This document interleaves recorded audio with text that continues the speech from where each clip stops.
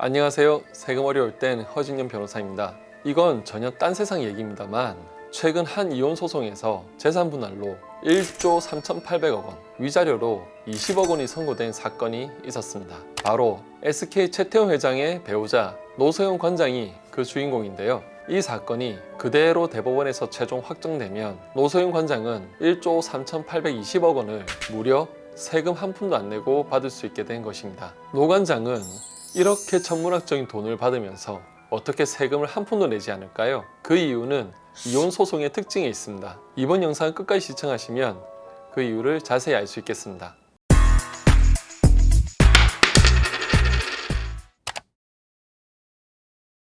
우리나라는 혼인신고로 혼인관계가 성립하는데요. 다시 말해 혼인신고를 해야 법적인 부부관계가 되는 것이죠.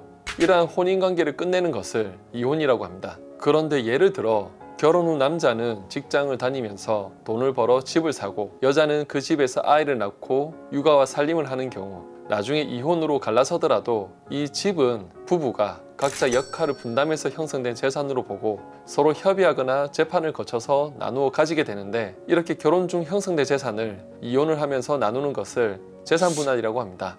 이렇게 결혼 중 형성된 재산은 부부가 협력하여 이룩한 공동재산으로 보고 이혼할 때에는 부부간에 공평하게 나눠야 하는 대상이기 때문에 노 관장의 사례 역시 원래부터 노 관장의 몫을 돌려주는 것이어서 이러한 재산분할을 가지고 증여로 볼 수는 없는 것입니다. 그래서 재산분할은 원 소유자에게 돌려주는 것이므로 받는 사람 입장에서는 재산분할로 부동산을 받더라도 소득세나 증여세가 발생하지 않고요. 다만 부동산을 사실상 취득하는 것이므로 취득세가 발생하나 재산분할 제도의 취지에 따라 이러한 경우 취득세에도 특례세율인 1.5%만 부담할 뿐이고 주는 사람 입장에서도 양도소득세가 없게 됩니다.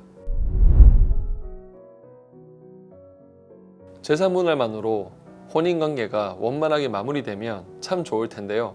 대부분의 이혼 사례는 재산분할과 위자료가 늘 함께 청구됩니다. 최태원 회장과 같이 배우자가 외도를 했거나 심하게는 가정폭력을 휘두른 경우라면 재산분할뿐만 아니라 위자료까지 지급해야 될 수도 있습니다. 위자료는 이혼에 책임이 있는 배우자, 즉 유책 배우자가 상대방에게 정신적 고통에 따른 손해배상으로 지급하는 것이기 때문에 위자료를 받는 입장에서는 세금이 발생하지 않습니다. 노 관장의 경우 역시 최태원 회장의 외도로 인한 정신적 손해배상으로 위자료 20억 원을 받게 되었고 실제로 8월 26일 최 회장의 동거녀인 김희영 씨로부터 해당 위자료 20억 원을 지급받았기 때문에 노 관장은 20억 원에 대해서는 어떠한 세금도 낼 필요가 없는 것입니다. 그런데 만일 최 회장이나 김희영이 가진 재산이 시가 20억 원인 부동산밖에 없어서 하는 수 없이 부동산을 위자료로 줬을 경우에는 어떻게 될까요? 이럴 때에는 부동산을 넘김으로써 위자료 20억 원을 지급해야 할 채무를 갚은 이익을 얻기 때문에 최 회장이나 김희영에게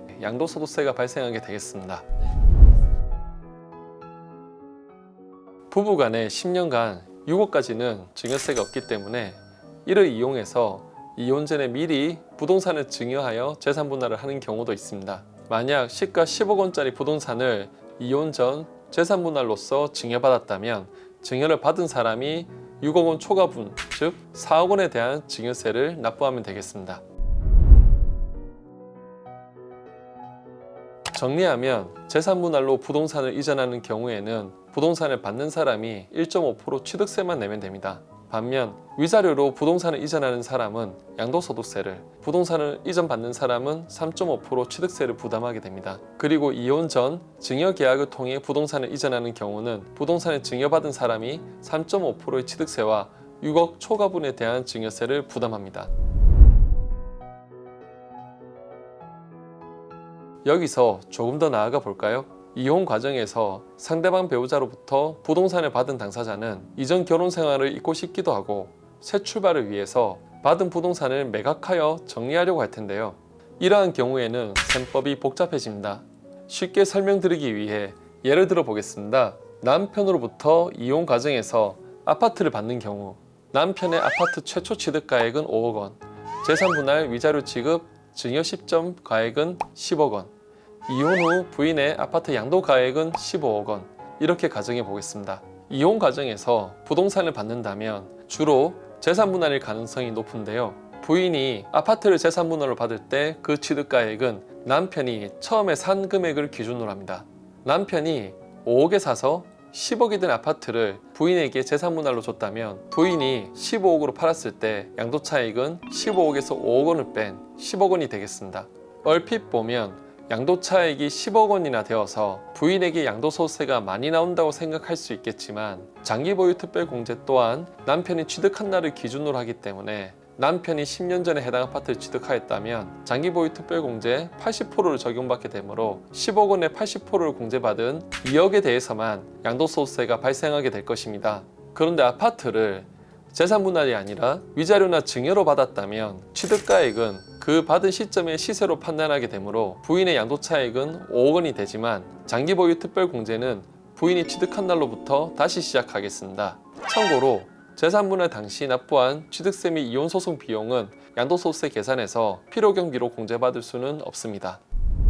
여기까지 재산분할, 위자료, 이혼 전 증여로 부동산을 이전하는 과정을 살펴보았는데요. 사실 이혼이라는 인생의 중대사를 결정하는 가운데 이러한 세금까지 신경을 쓴다는 것이 얼마나 어려운지는 저는 누구보다 잘 알고 있습니다. 하지만 그럴 때일수록 세금 전문가의 도움을 받아 철저히 준비를 하셔야 큰 손해와 뒤늦은 후회를 막을 수 있고, 이를 돕고자 오늘 영상을 준비하게 되었습니다. 오늘 영상이 도움되셨다면 세금 어려울 땐 허증윤 변호사 채널도 구독과 좋아요, 많은 성원 부탁드리고요. 저는 다음 시간에 더 유익한 세금 이야기로 돌아오겠습니다. 감사합니다.